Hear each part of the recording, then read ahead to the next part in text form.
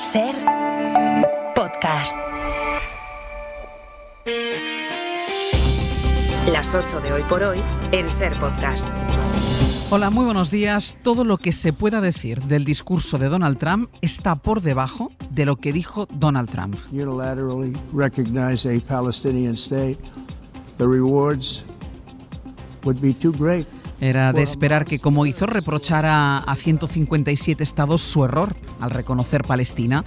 Era de esperar que se situara de nuevo al lado de Israel sin matices, que solo señalara, como hizo, a Hamás. Pero el presidente de los Estados Unidos, en la apertura de la Asamblea General de la ONU, hizo mucho más que eso. Nada de lo que se diga está a la altura del desafío que lanzó al mundo y a la institución que representa el intento de formar un orden basado en reglas, la institución que tiene su país como sede y que, como otras instituciones de su país, él, Trump, desprecia abiertamente. Compareció ante el plenario para meterse con todos uno a uno y en conjunto. De Naciones Unidas dijo que no soluciona nada y solo escribe comunicados y palabras vacías. De Alemania, que ha hecho bien en bajarse de su locura verde y volver a utilizar energías clásicas. I look at London, where you have a terrible mayor. Compareció en la ONU y habló de un alcalde, el de Londres. Dijo de él que es terrible y que en su ciudad quieren imponer la ley islámica radical de la Sharia. Sergio Soto, buenos días. ¿Qué tal, Ángeles? Buenos días. Buena parte del discurso consistió en referencias anti-inmigración de corte racista. Los inmigrantes como una invasión, una fuente de inseguridad. Les dijo a todos, de hecho, que por ellos y por ser políticamente correctos, vuestros países se van a ir al infierno. Os vais directamente al infierno. Se rió de Europa y de su agenda verde. La felicitó irónicamente por reducir sus emisiones contaminantes mientras suben las de China. También empleó su tiempo en hablar de Obama y de que iba en avión a jugar al golf. Calificó de bulo el cambio climático y sostuvo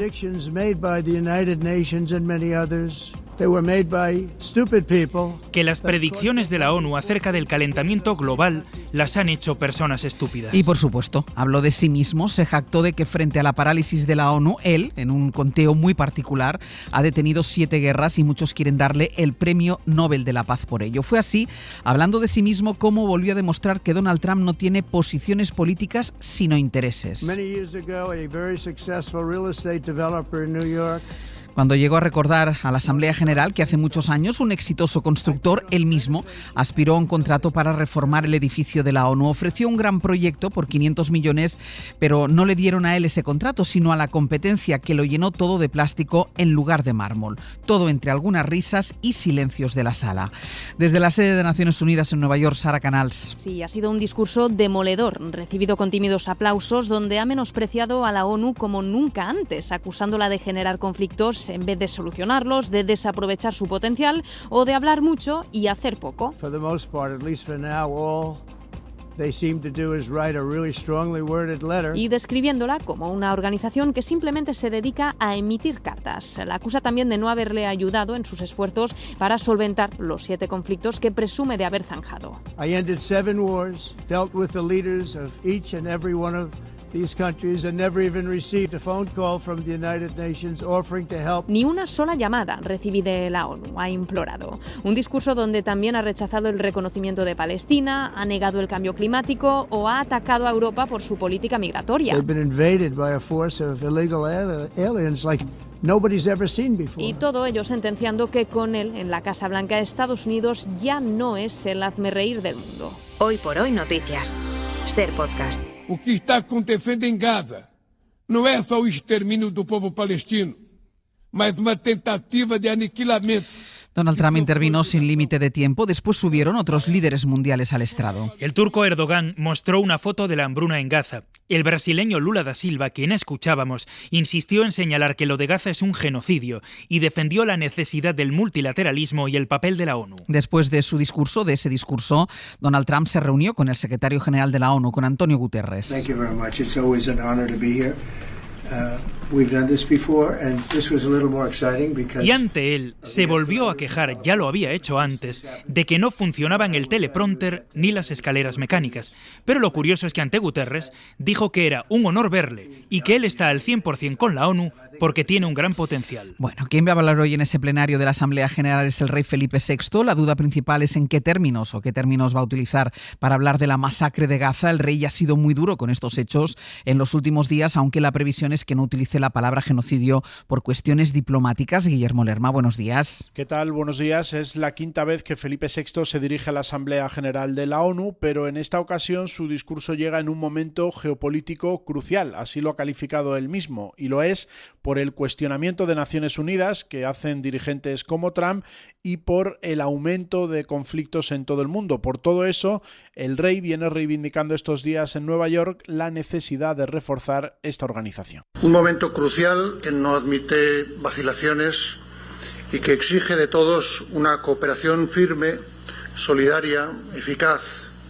Si de verdad hay voluntad clara y honesta de avanzar y no dejarnos llevar por intereses excluyentes, olvidos, frustraciones y regresiones en tantos órdenes de la vida humana. Será el monarca también el que fije la posición de España respecto a la masacre que se está cometiendo en Gaza. El gobierno habla abiertamente de genocidio y hay expectación por saber si Felipe VI utilizará ese término que los partidos de la derecha rechazan en nuestro país. España apoya iniciativas para la reconstrucción de Gaza, tan necesarias para que su población recupere su vida y su dignidad. El monarca, que sí que defendió la semana pasada desde Egipto el reconocimiento del Estado palestino, habló también de sufrimiento brutal e inaceptable para referirse a la situación provocada por Israel en la Franja de Gaza. Todo esto pasaba mientras la Comisión Independiente de la ONU aseguraba ayer que Israel tiene intención de controlar de forma permanente Gaza y crear una mayoría judía en Cisjordania. Pablo Morán, buenos días. Hola Ángels, buenos días. Y hoy, en otro movimiento para aislar todavía más a los territorios palestinos, Israel cierra el paso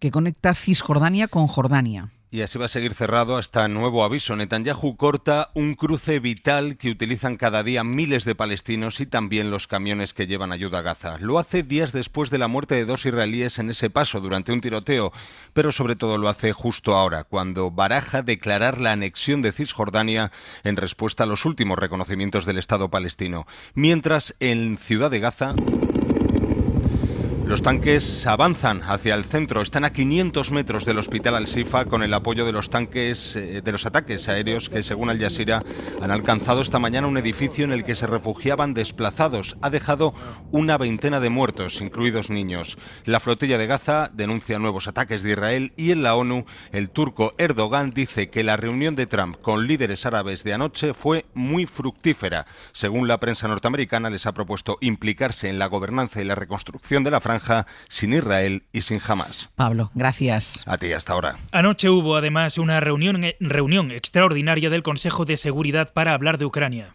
Sin embargo, la respuesta del presidente de la Federación Rusa de Putin ha sido una y otra vez la escalada de la violencia. En ella, Pedro Sánchez condenó a Putin y las violaciones del espacio aéreo de territorio OTAN. Antes, Donald Trump se había reunido con Zelensky. A la salida, en un mensaje en redes, ridiculizó al ejército ruso y dijo, esta vez, que Ucrania sí puede recuperar todo su territorio. En una entrevista en Fox News, el presidente de Ucrania ha dicho esta noche que él y Trump ya se llevan mejor y que el presidente de Estados Unidos ha entendido que no basta con cambiar territorio a cambio de paz. Hoy por hoy noticias. Ser Podcast. Ocurrió ayer en el Congreso. Por respeto a las víctimas vamos a levantarlo. Muchísimas gracias. Un minuto de silencio por las víctimas de la violencia machista y las de la masacre de Gaza. Eso fue un minuto de silencio por las víctimas, lo que volvió a descolocar al PP, que sigue en ese balanceo entre las voces del partido que defienden a Israel por ser una democracia y las que piden dejar de hablar del tema y poco a poco conceden que hay una masacre en marcha. Bastó ese minuto para que se viera de nuevo su incomodidad. Vox decidió ausentarse de ese momento de respeto y el PP lo criticó, pero no se atrevió a dejar la cámara, así que decidió no aplaudir. David Junquera Junquera, buenos días. Buenos días. Génova prefiere estar más atenta a lo que pasa en Badajoz que a lo que pasa en Nueva York. Lo mismo sucede con Vox. Las derechas prefieren volcarse en el plano nacional, en el procesamiento del hermano de Sánchez, y hacen oídos sordos a la sucesión de acontecimientos en la ONU y no mudan el discurso. El PP le quita hierro a la ola de reconocimientos y fuentes de la formación aseguran que lo que defiende hoy Macron lo defendía Rajoy hace más de una década. Los populares participaron a regañadientes en el minuto de silencio que celebró el Congreso al comienzo de la sesión. Esto decía de ese homenaje Esther Muñoz. No nos parece comprensible que solo se guarde un minuto de silencio por los asesinados por los israelíes en Palestina. Y lo que hemos pedido es que se guarde un minuto de silencio por todas las víctimas de este conflicto. Muñoz trató de protestar sin éxito, Vox optó por salir del hemiciclo. Ninguna de las dos formaciones cree que la intervención hoy del rey vaya a dejarles fuera de juego. Los de Abascal vuelven a hablar de instrumentalización de las instituciones y el PP opta por la prudencia. Prudencia que hace extensiva el Real Decreto de embargo. Los populares no quieren valorarlo hasta haberlo estudiado con detenimiento. Todo eso pasó antes de que decayera en el Congreso. La delegación de competencias migratorias que el Gobierno pactó con Junts fue la enésima evidencia de que la suma parlamentaria que sostiene al Gobierno va y viene según los temas y que de los intereses de cada una de sus piezas la ponen constantemente en la picota. Fue en todo caso Podemos quien esta vez desequilibró la balanza. Votó en contra de la cesión junto a PP y Vox.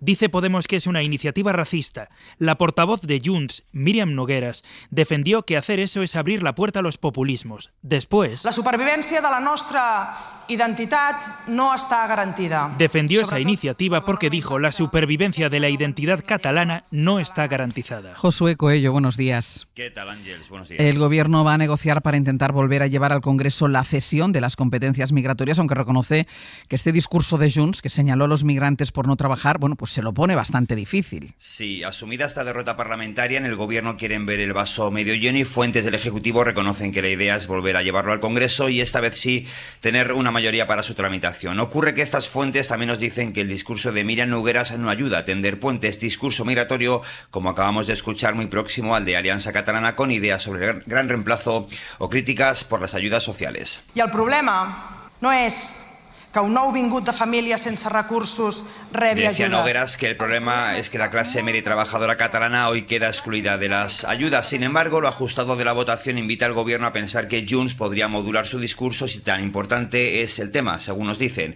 De esta forma podrían atraer a socios de la izquierda como Podemos o Compromís, que ayer rechazaron el texto alegando que era xenófobo. Desde el PSOE, además, Ángels, defienden que ellos se han implicado en esta negociación y no creen que la relación con Junts, que definen como compleja y desconcertante, vaya a cambiar mucho. Es su estrategia, nos dicen, en un Gobierno que confían en el sí de Junts al decreto para el embargo de armas. Josu, gracias. Hasta ahora.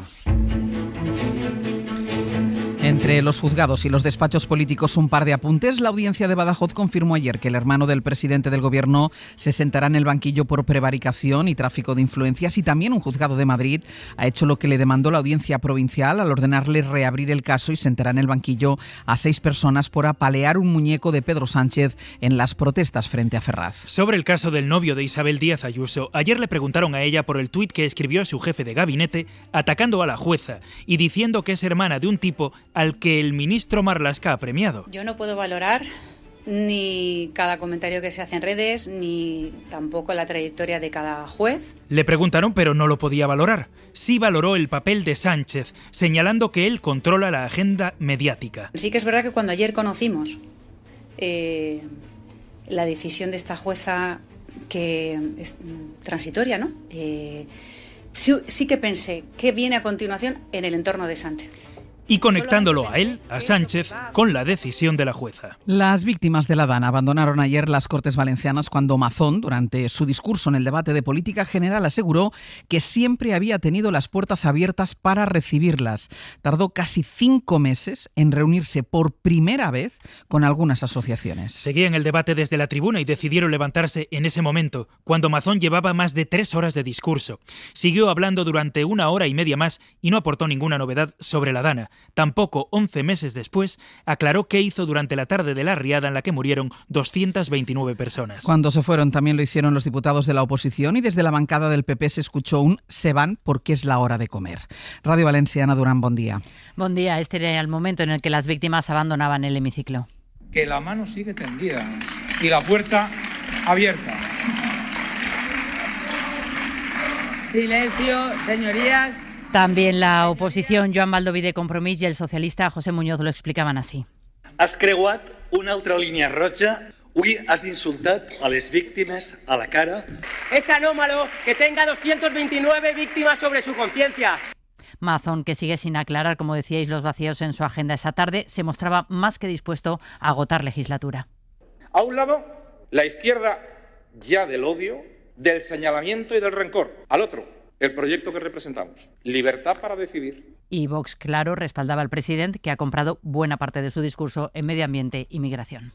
Y físicos especializados en clima de la Universidad de Pusan, en Corea, han publicado en Nature una estimación sobre cómo nos golpeará la falta extrema de agua debido al cambio climático. Creen que de aquí a 2100 afectará a casi 800 millones de personas en África y Norteamérica. Pero señalan sobre todo la cuenca mediterránea y grandes áreas de España como zonas calientes donde el problema ya se está dando ya de manera anticipada. Es una información de Javier Ruiz Martínez. El secretario general de la ONU, Antonio Guterres, lo recuerda constantemente.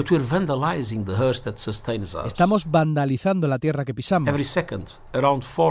Como efecto del cambio climático se destruyen, dice, 4 campos de fútbol de tierra sana por segundo. Ahora un equipo de física climática de la Universidad Coreana de Pusan ha estimado en qué momento y en qué zonas la demanda local de agua, de lluvias, ríos y embalses obligará a un racionamiento estricto. El estudio habla de 750 millones de personas en riesgo de sufrir graves sequías de aquí al año 2100 e identifica varios puntos calientes, el sur de África, América del Norte, pero sobre todo la región mediterránea, donde las zonas urbanas están muy expuestas, dice, y donde la aparición de estas peligrosas sequías ya es un hecho, por ejemplo en España, en la década del 2020. Para no perderte ningún episodio, síguenos en la aplicación o la web de la SER, Podium Podcast o tu plataforma de audio favorita.